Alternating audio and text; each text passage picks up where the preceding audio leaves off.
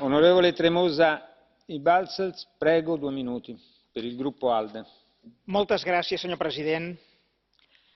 Dear Commissioner Moscovici, dear President of the Eurogroup, Mr. Centeno, dear colleagues, I would like to congratulate Greece for leaving the bailout regime after 8 years.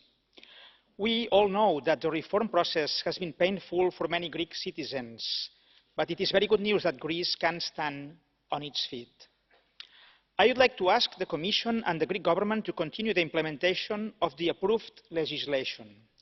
Full implementation on EU law will generate convergence in the quality of Greek institutional framework with the best European countries. It is also the advice of the Liberal Group that the Greek government improves its application of EU law. The late payments regulation is a case where the Greek economy would have big dividends to avoid future generation of non-performing loans when the next crisis comes. Moreover, I have seen in the reports provided to the MEPs by the European Parliament that there are 90 billion euros of unpaid taxes in Greece.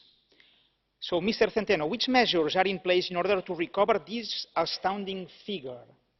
Greek public debt could be lowered very substantially.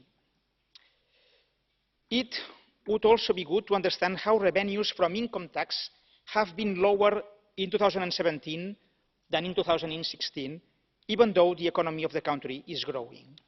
And finally, I would like to call again for the Greek judiciary to drop all charges against Andreas Georgiou.